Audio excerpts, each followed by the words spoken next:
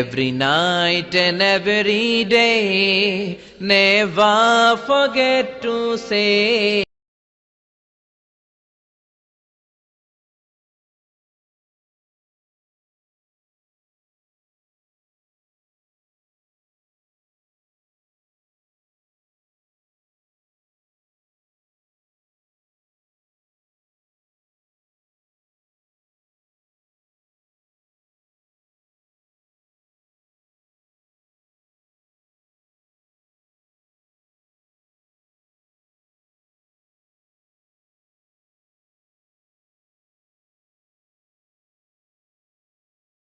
আল্লাহ তাকবীর। আল কোরআনের আলো, আল কোরআনের আলো। আল্লাহ মহান আল্লাহ সুবহানাহু ওয়া তাআলার দরবারে লাখো কোটি শুকরিয়া জানাচ্ছি যে এই চমৎকার সৃষ্টি ডক্টর মিজানুর রহমান হাফিজাহুল্লাহ এক নজরে Quran at a glance of holy কোরআনের শুভ উদ্বোধন আমরা পর্যবেক্ষণ করছি। আজকের এই চার দেয়ালের ভেতরে এই অনবদ্য সৃষ্টিটি সারা পৃথিবীর বাংলা ভাষাভাষীদের হাতে পৌঁছবে, এটিই হচ্ছে আমাদের আশা এবং প্রত্যাশা। আমরা অনেক অনেক মোবারকবাদ জানাচ্ছি এই আয়োজনকে রাঙিয়ে তুলবার জন্যে নিজেদের সময়কে স্যাক্রিফাইস করে যারা এসছেন। অনেক অনেক শুভকামনা আপনাদের সবার জন্যে। মাশা আল্লাহ, জাযাকাল্লাহ, হায়াকাল্লাহ, বারাকাল্লাহ। অনেক অনেক ধন্যবাদ সম্মানিত অতিথি আপনাদের। বিসমিল্লাহ ওয়াসসালাতু ওয়াসসালামু আলা রাসূলিল্লাহ ওয়া বা'দ।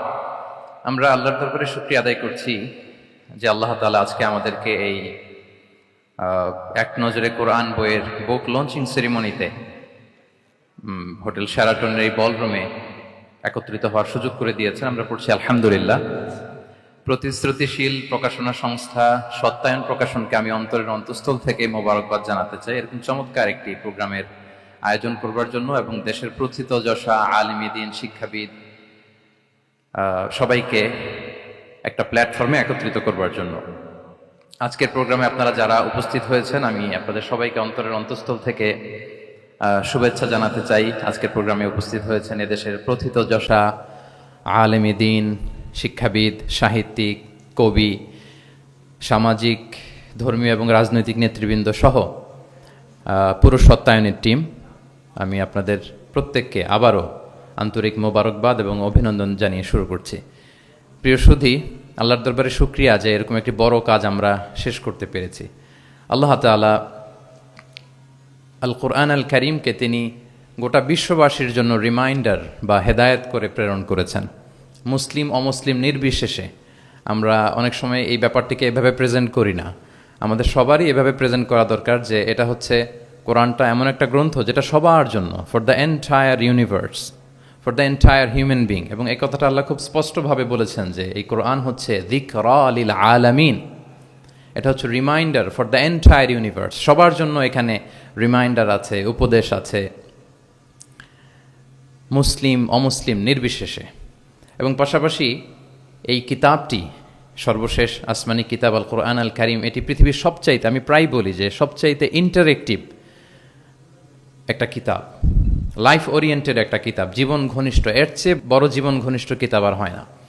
আমরা যদি অন্যান্য আসমানি কিতাবের সাথে কোরআনকে একটু কম্পেয়ার করি, আমরা দেখব যে অন্যান্য সব আসমানি কিতাব একবারে নাজিল হয়েছে। আপনারা ব্যাপারটি হয়তো অনেকেই জানেন যে তাওরাত, ইনজিল, জাবুর থেকে শুরু করে সুহুফে ইব্রাহিম ও মূসা, এ সবগুলো একবারে কাঠের ফলকে করে একবারে নবীর হাতে দেয়া হয়েছে, যে এখানে কিছু আদেশ আছে, নিষেধ আছে, ডুজ অ্যান্ড ডোন্টস, কিছু নির্দেশিকা একবারে দিয়ে দেওয়া হয়েছে। কিন্তু কোরআন হচ্ছে একেবারে ব্যতিক্রম, একবারে আসেনি, 23 বছরের একটা লং পিরিয়ড অফ টাইমে এসেছে। রাসূল সাল্লাল্লাহু আলাইহি ওয়াসাল্লাম ওনার জীবনে, সমাজে, পরিবারে, রাষ্ট্রীয় পরিমণ্ডলে যখনই কোনো সংকটের মুখোমুখি হয়েছেন তখনই সমাধান হয়ে হাজির হয়েছে কোরআন। তিনি পরিবারে সংকটের মুখোমুখি হয়েছেন, কোরআন এসেছে। ফ্যামিলি অ্যাফেয়ার্স নিয়ে চাপে আছেন, কোরআনে এসেছে। মদিনার বাজারে কিছু নিয়ে ডিল করছেন, সমস্যা, কোরআন নাজিল হয়েছে। যুদ্ধের ময়দানে কোরআন নাজিল হয়েছে। তিনি পাহাড়ে চড়েছেন, পাহাড়ের উপরে কোরআন নাজিল হয়েছে। মক্কায় নাজিল হয়েছে, মদিনাতে নাজিল হয়েছে, মরুভূমির মাঝখানে নাজিল হয়েছে। মানে যেখানে সমস্যা সেখানে কোরআন, প্রবলেম সলভিং মেথোডোলজি নিয়ে। এজন্য 23 বছরের লম্বা সময়টা লেগেছে। এজন্য এটা খুবই লাইফ ওরিয়েন্টেড, জীবন ঘনিষ্ঠ, ইন্টারেক্টিভ একটা কিতাব। মানুষের সাথে খুবই ইন্টারেক্ট করে কোরআন। যেখানে আমাদের সমস্যা ওখানে কোরআন এসেছে। এবং এটাকে আল্লাহ তাআলা ক্রাইটেরিয়ান বলেছেন এই কোরআনকে, আল ফুরকান, অর্থাৎ the criterion two differentiate between right and রং, সত্য মিথ্যার মধ্যে পার্থক্য করে দেয়। ইউফারিকু বাইনাল হাক্কি ওয়াল বাতিল। আমরা কোরআনের লেন্স দিয়ে যদি দুনিয়া পরখ করি তাহলে কোনটা সত্য কোনটা মিথ্যা খুব সহজে বুঝতে পারবো, দিবালোকের মতো স্পষ্ট হয়ে যাবে। সো এই জন্য কোরআন স্টাডি করা, কোরআন পড়া, কোরআনের সাথে আমাদের সম্পর্ককে মজবুত করা, এই দিকে যেন আমরা একটু যত্নবান হই। এই ছোট্ট একটি রিমাইন্ডার দিয়ে আমি আমার মূল কথা শুরু করছি। প্রিয় সুধী, এক নজরে কোরআন নামে যেই নতুন গ্রন্থটি প্রকাশিত হলো আপনাদের সামনে, সবার সামনে শোভা পাচ্ছে, আমরা কি করেছি এই বইতে একটু করে আপনাদের সাথে শেয়ার করতে চাই। এখানে বেসিক্যালি আমি কোরআনের 114 সূরার, কোরআনের 114টি সূরার সার নির্যাসকে নিয়ে এসেছি। The cream of the creams এখানে পাওয়া যাবে, সিনোপসিস অফ দ্য এন্টায়ার কোরআন। পুরো কোরআনকে যদি সামারি করা হয় বা কোরআনের কি ফ্যাক্টগুলোকে যদি নোট ডাউন করা হয়, ওইটাকে যদি সুন্দর করে ডিজাইন করে সাজানো হয়, তাহলে যেটা হবে সেটাই হচ্ছে এক নজরে কোরআন। এই কাজটা আমরা করার চেষ্টা করেছি। এবং এই বইতে কোরআনের তথ্যগুলো, মেসেজগুলো আমরা খুব সহজ ঝরঝরে বাংলা ভাষায়, যেটা পড়তে কষ্ট হবে না বা বোরিং ফিল হবে না, একাধিকবার সম্পাদনা করে করে এটাকে পলিশড করে একটা ঝরঝরে বাংলায় আমরা উপস্থাপনের চেষ্টা করেছি। এবং সবচেয়ে মজার ব্যাপার হচ্ছে কোরআন নিয়ে এই ধরনের কাজ খুব কম। কোরআনের যে কোর মেসেজগুলো, এগুলোকে ইনফোগ্রাফি দিয়ে ফুটিয়ে তোলা হয়েছে। ইনফোগ্রাফিতে আমাদের একটা আকর্ষণ থাকে, দেখলে সহজ লাগে, বুঝতে খুব সহজ লাগে, এবং পাঠকদের সুবিধার্থে ছক বিন্যাস করে কোরআনের মেসেজগুলো এখানে আমরা উপস্থাপনের চেষ্টা করেছি। তো আমি আশা করি যে এই বইটি আপনাদের সকলের, যারা মাদ্রাসা ব্যাকগ্রাউন্ডের কিংবা জেনারেল ব্যাকগ্রাউন্ডের, সকলের উপকার হবে। আর কারো উপকার হোক বা না হোক, আমার খুব উপকার হবে। আমার আজীবনের জন্য একটা নোট হয়ে গেল। আমি ভেবে দেখলাম যে আমি তো তাফসির করতে হয়, ফলে এখন থেকে আমি যে কোনো সূরার তাফসির করার আগে আমি একবার রিভিশন দিয়ে যাব এখান থেকে। মানে আমার জন্য একটা আজীবনের কাজ হয়ে গেছে। সত্যায়নকে আমি আবারও ধন্যবাদ জানাতে চাই যে আমার তাফসির প্রোগ্রামের যেই হোমওয়ার্ক বা ম্যাটেরিয়াল রেডি করা, এটা ওনারা সহজ করে দিলেন এই কাজের মধ্য দিয়ে।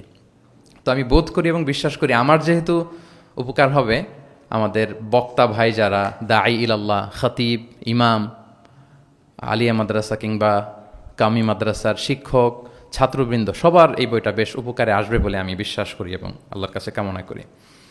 কোরআনের শিক্ষাকে যে বিভিন্ন অ্যাঙ্গেল থেকে দেখা যায়, বিভিন্ন অ্যাঙ্গেল, হাজারো অ্যাঙ্গেল থেকে কোরআনকে স্টাডি করা যায়, তারই বেসিকলি একটা ক্ষুদ্র প্রয়াস হচ্ছে আমাদের এক নজরে কোরআন। আপনারা একটু পাতা উল্টালেই সেটা বুঝতে পারবেন। আমি 2-1 মিনিটে একটু বলি যে বইটা আমরা কিভাবে সাজিয়েছি। আমরা প্রত্যেকটা সূরাকে 16টা অ্যাঙ্গেল থেকে অ্যানালাইসিস করার চেষ্টা করেছি। শুরুতে আমরা সূরার সংক্ষিপ্ত পরিচিতি নিয়ে এসেছি। এটা অনেক জায়গায় দেখা যায়, আপনারা দেখবেন বিভিন্ন তাফসিরে, বিভিন্ন গ্রন্থে এটা পাওয়া যায়। আমরা এটা নিয়ে এসেছি সূরার সংক্ষিপ্ত পরিচিতি। এখানে সূরা কোথায় নাজিল হয়েছে, কখন নাজিল হয়েছে, সূরার আয়াত সংখ্যা কত, এই সূরার নাম, নামের অর্থ কী, এই নামের নেপথ্যের গল্পটা কী, পেছনের রহস্যটা কী, এ সূরার আবার যদি অন্যান্য অনেকগুলো নাম থাকে সেগুলো এক্সপ্লেইন করা, এটা আমরা নিয়ে এসেছি। আমরা প্রত্যেকটা সূরার শানে নুজুল উল্লেখ করেছি সহিহ হাদিস থেকে, তাফসির গ্রন্থগুলো থেকে রেফারেন্স দিয়ে। এবং প্রতিটা সূরার যে ভার্চু আছে, ফজিলাত, সেটা আমরা উল্লেখ করেছি সুন্নাহর ভিত্তিতে। পাশাপাশি মজার ব্যাপার হচ্ছে প্রত্যেকটা সূরার শুরু এবং শেষের একটা সম্পর্ক আছে, যেটা আমরা অনেকে ধরতে পারি না। আল্লাহ কিন্তু র্যান্ডম কিছু বলে দেননি কোরআনে, সব কিছুর একটা কানেক্টিভিটি আছে। সো সূরার শুরু শেষের সম্পর্কটা কি, সেটা আমরা একটা সাব পয়েন্টে এনেছি। পাশাপাশি এই সূরার সাথে এই সূরার আগের সংযোগটা কোথায়, এবং এই সূরার সাথে ডিরেক্টলি এই সূরার পরে যে সূরাটা আসতেছে সেটার সংযোগটা কোথায়, সেটা আমরা এখানে নিয়ে এসেছি। পাশাপাশি সূরার মূল শিক্ষাগুলোকে আমরা কয়েকটা সেগমেন্টে ভাগ করেছি, বেসিক্যালি 3টা সেগমেন্টে। প্রত্যেকটা সূরার যে মূল বক্তব্য, মৌলিক কথাগুলো আমরা 3টা সেগমেন্টে নিয়ে এসেছি, যাতে সেগমেন্টগুলো দেখলেই একজন পাঠক, একজন শিক্ষার্থী সহজেই শিক্ষাগুলোকে আত্মস্থ করতে পারে। তারপরে গতিপথ নামে আমরা, এগুলো হচ্ছে আমাদের ইউনিকনেস, এরকম দেখা যায় না। প্রত্যেকটা সূরার মধ্যে গতিপথ নামে একটা টাইটেল আপনারা পাবেন। আপনারা জানেন যে কোরআনের কথাগুলো প্রায়ই আলোচনার মোড় চেঞ্জ হয়। আল্লাহ হিস্ট্রি দিয়ে শুরু করেন, হিস্ট্রি বলতে বলতে হঠাৎ আল্লাহ আবার জান্নাতের ভেতরে ঢুকে যান, জান্নাতের পরপরই আবার জাহান্নামের কথা বলেন, এরপরে আবার কিছু ডুজ অ্যান্ড ডোন্টস, কিছু ইনস্ট্রাকশন। তো সাধারণ মানুষের এই ডটগুলো কানেক্ট করতে একটু সমস্যা হয়। উই কানেক্টেড দ্য ডটস, গতিপথ দিয়ে আমরা বুঝিয়েছি যে কখন কোথায় আলোচনার মোড় নিয়েছে, একটার পর একটা কিভাবে আসলো, এই সিকোয়েন্সটা আমরা গতিপথে উল্লেখ করেছি। এরপর আমরা ওভারভিউ রেখেছি একটা পয়েন্টে। ওভারভিউ হচ্ছে সূরার আয়াত ভিত্তিক বা রেঞ্জ ভিত্তিক এই সূরাতে কী নিয়ে আলোচনা করা হয়েছে তার সার নির্যাস। সূরা যত বড় হোক 10টা কলামে আমরা নিয়ে এসেছি, যেমন সূরা বাকারা অনেক বড় সূরা, 286টা আয়াতের সূরা, কিন্তু 10টা কলামে যদি আপনি দেখেন এন্টায়ার সূরা বাকারাতে কি আছে সার নির্যাস আমরা এখানে উল্লেখ করেছি। এরপর মেজর থিম উল্লেখ করেছি। বিভিন্ন বিষয় নিয়ে প্রতিটি সূরাতে আলোচনা হলেও কিছু ফোকাসড পয়েন্ট থাকে একটা সূরার, সেগুলোকে আমরা মেজর থিমে এনেছি। এরপর আমরা সেন্ট্রাল থিম রেখেছি, একটা সূরার কেন্দ্রীয় আলোচ্য বিষয় কি। এই বইয়ের কাজ করতে যে সবচেয়ে বেশি কষ্ট হয়েছে আমার এই সেন্ট্রাল থিম বের করতে, কারণ একটা বড় সূরার সেন্ট্রাল থিম নিয়ে আসা অনেক জটিল। আমি যদি আমার এই জার্নিটার সামান্য একটু আমি কয়েক সেকেন্ডে শেয়ার করি। লেটস সে সূরা বাকারার সেন্ট্রাল থিম আমি কিভাবে বের করেছি। 286টা আয়াত, এই 286 আয়াতের মধ্যে এক কথায় সূরা বাকারার কেন্দ্রীয় আলোচ্য বিষয় কি আমরা কিভাবে বুঝব। আমরা সূরা বাকারার সেন্ট্রাল থিম লিখেছি চেঞ্জিং দ্য লিডারশিপ। বাকারার সেন্ট্রাল থিম হচ্ছে বেসিক্যালি নেতৃত্বের পরিবর্তন। তাগায়ুরুল কিয়াদা মিন বানি ইসরাইল ইলা বানি ইসমাইল। বনি ইসরায়েলিদের হাত থেকে ফ্ল্যাগ নিয়ে আল্লাহ বনি ইসমাইলিদের হাতে তুলে দিয়েছেন। এটা হচ্ছে সূরাতুল বাকারা। এবার আপনাদেরকে একটু ভিতরে নিয়ে যায়। আমরা যদি সূরা বাকারা খেয়াল করি দেখবেন যে শুরুতে ইয়া বানি ইসরাইল আযকুরু নি'মাতি আল্লাতি, শুধু বনি ইসরাইল তোমাদেরকে এই নিয়ামত দিয়েছি, এই দিয়েছি, সেই দিয়েছি, মানে ওদেরকে গ্লোরিফাই করা হয়েছে। ওরা অনেক বড় জাতি ছিল, অনেক বড় সভ্যতা ছিল, এটা বোঝা যাবে। মুসা আলাইহিস সালামের সাথে এই হয়েছে সেই হয়েছে। এগুলো বলতে বলতে খানিক পরে আল্লাহ তাআলা কেবলা পরিবর্তনের ঘটনা আনলেন, তাহবিলুল কেবলা। কেবলা চেঞ্জ মানে হচ্ছে ক্ষমতার চেঞ্জ, কেবলা চেঞ্জ মানে গদি চেঞ্জ, কেবলা চেঞ্জ মানে সভ্যতার পরিবর্তন। এই কেবলা চেঞ্জের পরপরই দেখবেন এই উম্মার কথা শুরু, নামাজ, রোজা, জাকাত, অনেক নির্দেশিকা, ডুজ অ্যান্ড ডোন্টস। তার মানে ওই সভ্যতার পতন সেখানে হয়েছে, নতুন এক সভ্যতার উত্থান এখানে হয়েছে। Changing the leadership. আমরা জানি যে অ্যাব্রাহামিক ফেথ যে আমরা বলি, 3টা ধর্ম, ইসলাম, জুডাইজম অ্যান্ড ক্রিশ্চিয়ানিটি, এই 3 ধর্মের গোড়া যে মিলেছে ইব্রাহিম আলাইহিস সালামের এখানে, তাই তো? ইব্রাহিম আলাইহিস সালামের 2 সন্তান, ইসমাঈল আলাইহিস সালাম, ইসহাক আলাইহিস সালাম। এটাকে যদি আমরা ইসমাঈল ধরি, এটাকে যদি ইসহাক ধরি, তাহলে দেখেন এই ইসহাক আলাইহিস সালামের চ্যানেলে দুনিয়া সব নবীরা এসেছে। সব নবী বলতে আমি বেশিরভাগ বোঝাচ্ছি, অলমোস্ট 99% নবী এই চ্যানেলে এসেছে। কিন্তু ইব্রাহিম আলাইহিস সালামের আরেক সন্তান ইসমাইলের চ্যানেলে কোনো নবী নেই, এটা নবী শূন্য একটা চ্যানেল। এবং সব নবীরা তাদের উম্মতের কাছে বলতো যে সর্বশেষ একজন নবী আসবে যিনি হবেন সবার সেরা, শ্রেষ্ঠ নবী। তো যেহেতু হাজার হাজার নবী ইসহাক, ইয়াকুব, ইউসুফ এই চ্যানেলে আসতেছে, তাদের একটা ধারণা ছিল ওই যে সর্বশেষ নবী, শ্রেষ্ঠ নবী, উনিও এই চ্যানেলেই আসবেন, সবার এটা বদ্ধমূল। আর এই চ্যানেলটাকে তারা বলতো নবী শূন্য চ্যানেল। ইসমাঈল আলাইহিস সালামের চ্যানেলে 1000 বছর ধরে কোনো নবী আসে না, সব নবী আসে এই চ্যানেলে। কিন্তু আল্লাহ তাআলা তাদের ধারণাকে নস্যাৎ করে দিয়ে সর্বশেষ নবীকে আল্লাহ তাআলা এই চ্যানেলে না পাঠিয়ে মুহাম্মদ রাসূলুল্লাহ সাল্লাল্লাহু আলাইহি ওয়াসাল্লামকে তিনি ইসমাঈল আলাইহিস সালামের চ্যানেলে পাঠালেন। ফলে লিডারশিপের চেঞ্জ হলো। এইভাবে আমরা সূরা বাকারার সেন্ট্রাল থিমকে আইডেন্টিফাই করেছি, চেঞ্জিং দ্য লিডারশিপ ফ্রম বানি ইসরাইল ইলা বানি ইসমাইল। রাসূল সাল্লাল্লাহু আলাইহি ওয়াসাল্লাম কিন্তু বনি ইসরাইল ছিলেন না, তিনি ছিলেন বানি ইসমাইল। এভাবে আমরা সেন্ট্রাল থিম বের করেছি। কজ অ্যান্ড ইফেক্ট নামে একটা, এগুলো আপনারা সোশ্যাল সায়েন্সের বিভিন্ন বইতে পাবেন। তাফসির গ্রন্থে সাধারণত আমরা আমাদের ক্লাসিক 83 বইগুলোতে দেখি না, কিন্তু আমরা কজ অ্যান্ড ইফেক্ট রেখেছি। প্রত্যেকটা সূরার একটা নির্বাচিত আয়াত থেকে একটা কারণ এবং এই কারণের প্রভাব। ওয়ালাউ আন্না আহলাল কুরা আমানু ওয়াত্তাকাউ লাফাতাহনা আলাইহিম বারাকাতিম মিনাস সামা। জনপদের অধিবাসীরা যদি ঈমান আনে এবং তাকে অবলম্বন করে তাহলে কি পাবে? বারাকাত। এটা হচ্ছে কজ, এটা হচ্ছে ইফেক্ট। লা ইন শাকারতুম লা আযীদান্না, এটা কজ, এটা ইফেক্ট। এইভাবে আমরা শুধু কজ অ্যান্ড ইফেক্ট দিয়ে 600 পৃষ্ঠার বই করা সম্ভব। তো আমরা প্রত্যেকটা সূরা থেকে একটা কজ অ্যান্ড ইফেক্ট এখানে উল্লেখ করেছি, জাস্ট একটা বিগিনিং হিসেবে। ইন ফিউচারে যদি আল্লাহ তাআলা আমাদেরকে তৌফিক দান করেন আমরা হয়তো কাজ করব। তারপর আমরা রিফ্লেকশন নামে, রিফ্লেকশন যেটাকে আমরা তাদাব্বুর বলি, তাদাব্বুরে কোরআন নামে একটা পয়েন্ট রেখেছি। ম্যাক্সিমাম 1টা থেকে 2টা তাদাব্বুর শেয়ার করেছি। এখানে আমাদের চিন্তার খোরাক আছে যে এই আয়াতের পেছনের গল্পটা কি, এখান থেকে আমাদের শিক্ষাটাকে আমরা সেখানে তুলে ধরবার চেষ্টা করেছি। কেস স্টাডি একটা পয়েন্ট রেখেছি, যেটা সাধারণত তাফসির গ্রন্থে আমরা দেখি না। কেস স্টাডি এটাও সোশ্যাল সায়েন্সের একটা টার্মিনোলজি। কেস স্টাডি হচ্ছে অতীতের কোনো ঘটনা প্রবাহকে কেন্দ্র করে ওটার উপর বেস করে বর্তমান এবং ভবিষ্যতের সিদ্ধান্ত নির্ধারণ করা, এটাই আমরা করেছি। অর্থাৎ কোরআনের লেন্স দিয়ে আমরা বর্তমানকে পরখ করবার চেষ্টা করেছি এই কেস স্টাডি পয়েন্টে। সবশেষে কিছু শব্দ জানতেই হয়, এরকম একটি পয়েন্ট রেখেছি যে কিছু শব্দ আছে এগুলোর অর্থ আমাদের জানতেই হয়। একেবারে রুট লেভেলে বাদাবিরা, মরুর বেদুইনরা এই শব্দ দিয়ে কি মিন করে, প্রফেটের টাইম এটা দিয়ে কি মিনিং হতো, আধুনিক আরবিতে এটা দিয়ে কি মিনিং করে, শুধু এইটার উপর 1000 পৃষ্ঠার বই করা সম্ভব। তো ফলে আমরা মাঝে মাঝে কিছু সূরায় কিছু শব্দ জানতেই হয় এই শিরোনামে কিছু কিছু কথা আলোকপাত করেছি।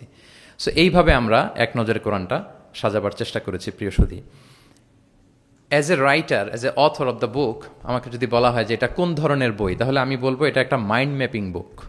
আপনারা মাইন্ড ম্যাপিং বুকের কথা শুনবেন। এটা হচ্ছে, এই বইটাকে যদি আপনি পড়েন তাহলে কোরআনের শিক্ষাগুলো আপনার মাইন্ডে ম্যাপের মতো চলে আসবে। খুব ইজিলি আপনি এটা থেকে লেসন নিতে পারবেন এবং শেয়ার করতে পারবেন। তো বর্তমান সময়ের জন্য আমার কাছে মনে হচ্ছিল যে এরকম একটা কাজ দরকার। আমার কোরআনের একাডেমিক জার্নি শুরু হয়েছে 2008-এ। আল আজহারে আমি তাফসির নিয়ে ব্যাচেলর করেছি। তারপর মালয়েশিয়াতে আমি মাস্টার্স পিএইচডি করেছি কোরআনের উপর, হিউম্যান এমব্রিওলজি, মায়ের পেটে বাচ্চার ভ্রূণ যে ডেভেলপ করে, নুতফা, আলাকা, মুদগা, দুজন সায়েন্টিফিক মুফাসসির তান্তাবি জাওহারি আর জাকলুল আন নাজ্জার, ওনাদের কম্পারেটিভ অ্যানালাইসিস করেছি। পিএইচডিতে human behavioural patterns in the holy Quran, মানুষের আচরণগত দিকটা কোরআন কীভাবে দেখে। এই যে আমাদের এক এক মানুষ এক এক আচরণ, এক একভাবে রিয়্যাক্ট করি, এর পেছনের কারণটা কি, কোরআন কীভাবে দেখে, এটা নিয়ে আমার গবেষণা ছিল। তো ফলে বর্তমান সময়ে আমি দেখলাম যে এরকম মাইন্ড ম্যাপিং বুকের খুব দরকার। এখন দেখবেন যে মানুষের সময় খুব কম, all are rushing, super busy, সময় নাই হাতে। এখন মানুষ ভিডিও দেখে না। আমি 2 বছর আগে একটা প্রফেট সিরিজ করেছিলাম 25 জন নবীর জীবনের উপর, খুবই ওয়েল ডকুমেন্টেড ম্যানারে, একাডেমিক ওয়েতে।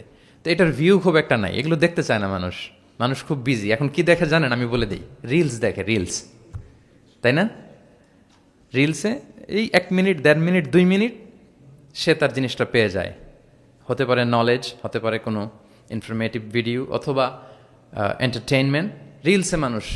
তো আমি ভাবলাম যে এখনকার মডার্ন সোসাইটির কথা যদি বলি, আমরা কালচারাল এলিট বলে যাদেরকে একটু বাঁকা চোখে কথা বলি, এদের কাছে যদি আমাকে কোরআন পৌঁছাইতে হয়, এরকম মাইন্ড ম্যাপিং একটা বুক দরকার। তো সেই চিন্তা থেকে আমাদের কয়েক বছরের পরিশ্রম, আল্লাহ তাআলা দয়া করে আলোর মুখ আজকে আমরা দেখেছি, বইটা আলোর মুখ দেখেছে আলহামদুলিল্লাহ। সেই চাহিদা মাথায় রেখে, মানুষের যে চাহিদা, এটা মাথায় রেখে আমরা বইটাকে ডিজাইন করেছি। আমাদেরকে অনেকে প্রশ্ন করেন, শায়েখ আপনি তো কোরআন নিয়ে অনেক ইন্সপায়ার করেন, তো কোরআন যে পড়তে বসি, অনুবাদ পড়লে অনেক সময় বুঝি না। সাধারণ মানুষ আসলে বুঝে না যে হঠাৎ আল্লাহ এটা বলে, এরপরে এটা বলে। আমার আম্মাই এই কথা বলে আমাকে শুনে, শায়েখ আহমদুল্লাহকে শুনে, এরকম কোন আলেম কি বলতেছে আমার আগে আমার আম্মার কাছে পাওয়া যায়। ওই যে ইউটিউব থাকে, খালি দেখতে থাকে কার কি আলোচনা আসলো। আর কোরআনটা পড়ে, তো আম্মা আমাকে মাঝে মাঝে বলে যে বাবা, সূরা ইউসুফে হঠাৎ এটা বলতে যে আবার এটা কেন বললো। তো উনি তো আর আমাদের মতো সিস্টেমেটিক অর্ডারে ওস্তাদের সামনে বসে পড়ে পড়ে তো আর আসে নাই। সো ওনাকে কেউ ধরাই দিতে হবে। ওই ধরিয়ে দেওয়ার কাজটা আমরা অনেকটা এক নজর কোরআনে করেছি। ফলে আমরা কোরআনের কোনো সূরার অনুবাদ পড়ার আগে, তাফসির পড়ার আগে, আমরা যদি এক নজরে কোরআন থেকে ওই সূরাটা একটু পড়ে নেই, আমার মনে হয় যে খুব সহজে আপনি সূরাটা ধরতে পারবেন। লেটসে আপনি প্ল্যান করেছেন এই রমাদানে আমরা সূরা ইয়াসিন, এই রমাদানে সূরা ইয়াসিনের বঙ্গানুবাদটা পড়বো, সূরা ইয়াসিনের তাফসির আমরা পড়বো তাফহিম থেকে, জিলাল থেকে, ইবনে কাসির থেকে, যে কোনো হোয়াটএভার ইট ইজ। আপনি সূরা ইয়াসিনের অনুবাদ এবং তাফসির পড়ার আগে যদি এক নজরে কোরআন থেকে জাস্ট 5 পৃষ্ঠা একটু পড়ে নেন, আপনি আগে থেকেই বুঝে যাবেন এই সূরায় কি কি আছে, কি কি বলা হচ্ছে, সেন্ট্রাল থিম কি, মেজর থিম কি, সার নির্যাসটা কি সূরা ইয়াসিনের, এখানে আপনি পেয়ে যাবেন। এরপর আপনি অনুবাদ পড়েন, সহজ, you will get an overall idea, সহজ হবে আপনার জন্য ইনশাআল্লাহ বিইذنিল্লাহ। তো আমি কয়েক বছর আরব বিশ্বে পড়াশোনা করেছি, আল আজহার ইউনিভার্সিটিতে, ওয়েস্টার্ন ওয়ার্ল্ডেও আমাদের বিভিন্ন লাইব্রেরিতে ভিজিট করার সুযোগ হয়েছে। তো ওখানে আমি দেখতাম যে খুব সুন্দর সুন্দর বই, অনেক সুন্দর বাইন্ডিং, ছাপা ভালো, পৃষ্ঠা ভালো, কালারফুল। মোস্ট রিসেন্টলি আমি একটা বই পড়ছি, মিরাজ মহিউদ্দিন নামে একজন Egyptian scholar, Harvard graduate, revelation নামে, অনেকে হয়তো দেখে থাকবেন। এত চমৎকার বই সিরাতের উপর আমি আমার পুরো জীবনীতে দেখিনি। হার্ভার্ড গ্রাজুয়েট সে, এমনভাবে সে সিরাতটাকে মানে ভিজুয়ালি প্রেজেন্ট করেছে, অবাক করা। তো আমার খুব ইচ্ছে ছিল যে ওয়াই নট বাংলাদেশে আমরা আমাদের এই পাবলিকেশন ইন্ডাস্ট্রি থেকে এরকম বই কেন হয় না। তো যেই প্রকাশকের সাথেই কথা বলি, ওনারা বলে যে শায়েক আপনি তো জানেন না এই দেশে মাথার চেয়ে পায়ের দাম নাকি বেশি। তাই আমি বললাম এটা আবার কি জিনিস? বলে যে পায়ে তো জুতা পরে, মানুষ জুতা কেনার জন্য অ্যাটলিস্ট 2000 টাকা বাজেট রাখে, মানে 2000 টাকার কমের নিচে নাকি জুতা হয় না এই দেশে ভালো জুতা। তো বলে যেই লোক 2000 টাকা দিয়ে জুতা কিনবে পায়ের জন্য, সে বই খুঁজে 600 পৃষ্ঠার বই হইতে হবে, দাম হইতে হবে 500 টাকার নিচে। তো এই ব্যাপারটা যৌক্তিক, আমাদের মধ্যে ওই কালচারটা গড়ে ওঠেনি। তো আমি আবারও সত্যায়ন প্রকাশনকে ধন্যবাদ জানাতে চাই। ওনাদের সাথে অনেক মিটিং করে অনেকভাবে বুঝিয়ে আমি ওনাদেরকে রাজি করেছি এবং ওনারাও অ্যাগ্রি করেছেন যে না শাক আপনি যেভাবে গাইড করবেন ওভাবেই আমরা বইটা করব। আপনারা দেখবেন যে 608 পৃষ্ঠার একটা বই, হার্ড কাভার, 4 কালারের কম্বিনেশন এবং মেট যে আর্ট পেপার, পুরো আর্ট পেপারে এই 608 পৃষ্ঠার বইকে আমরা এনেছি। তো আমার কাছে মনে হয় যে মডার্ন সোসাইটিতে আমাদের ইসলামের দাওয়া বা মেসেজগুলো পৌঁছাতে হলে আমাদের স্ট্র্যাটেজি একটু পাল্টাতে হবে। যেভাবে তাদের কাছে রিচ করা যায়, পৌঁছা যায়, আমাদের কন্টেন্ট যেমনি ভালো হইতে হবে, পাশাপাশি আমাদের বাধাই, আমাদের কাভার দেখলেই যাতে ভাল লাগে। আমার মনে হয় যে এই বইটা কেউ দেখে একটু নাড়াচাড়া করলেই সে এটা কালেক্ট করতে চাইবে। তো আমার তো আরও কয়েকটা পাবলিক ইভেন্ট আছে, আমি তো বিভাগীয় পর্যায়ে প্রোগ্রাম করছি, আমার ময়মনসিংহ এবং রাজশাহী বিভাগের প্রোগ্রাম বাকি। তো আমি সেখানেও আহ্বান জানাবো যে আপনারা কাইন্ডলি বইমেলায় যাবেন, যে বইটা শুধু দেখবেন, আমি কিনতে বলবো না কাউকে। তো এটার দাম যেহেতু একটু বেশি হয়ে যাচ্ছে, আমি প্ল্যান করতেছি যে আমাদের তো কিছু শুভাকাঙ্ক্ষী ভাই বন্ধু আছে, তাদেরকে বলবো যে কিনে কিনে বিতরণ করবেন। এলাকার কোনো ইমাম, খতিব, কোনো বক্তা যেন বাকি না থাকে। কেউ না পেলে আমার সাথে যোগাযোগ করবেন, আমি নিজ টাকায় এটা বিতরণ করব। যদি আল্লাহ তাআলা এই ওসিলায় যদি আমাদেরকে কবুল করে, এটাই আমাদের জন্য অনেক বড় সৌভাগ্য। সবশেষে আপনারা অনেক ব্যস্ত মানুষ, এমন অল আর লাইক স্টার্স, এখানে নজুম, দেশ বরেণ্য এতগুলো পাবলিক ফিগার, এত প্রথিতযশা আলেমে দ্বীন, সাহিত্যিক, বুদ্ধিজীবীদেরকে এক প্ল্যাটফর্মে আনা এটা অনেক কঠিন। তারপরেও আপনারা শুধু কোরআনের দিকে চিন্তা করে আপনারা সময় বের করে এসেছেন। আপনারা আমার অন্তরের অন্তঃস্থল থেকে শুভেচ্ছা জানবেন, ভালোবাসা জানবেন। আপনাদের সবাইকে আমি আবারও শুভেচ্ছা জানাচ্ছি, সত্যায়ন প্রকাশনকে শুভেচ্ছা জানাচ্ছি এবং আল্লাহ তাআলার কাছে এই ছোট্ট অ্যাপিলটুকু, দোয়াটুকু আল্লাহর কাছে করি যে রব্বানা তাকাব্বাল মিন্না ইন্নাকা আনতাস সামিউল আলিম ওয়া তুব আলাইনা ইয়া মাওলানা ইন্নাকা আনতাত তাওয়াবুর রহিম। সাইয়েদনা ইব্রাহিম আলাইহিস সালাম ওনার সন্তান ইসমাইলকে নিয়ে যখন কাবা বানালেন, এই দোয়াটা করেছিলেন যে আল্লাহ আপনি কবুল করুন। আজকের এই বুক লঞ্চিং সেরিমনিতে আল্লাহর কাছে এই দোয়াটুকুই করে যে আল্লাহ আপনি মেহেরবানি করে এই কাজটুকু আপনি কবুল করুন। হাদা মা ইনদি ওয়াল ইলমু ইনদাল্লাহি আলাইহি তাওয়াক্কালতু ওয়া ইলাইহি উনীব। আসসালামু আলাইকুম ওয়া রাহমাতুল্লাহি ওয়া বারাকাতুহু।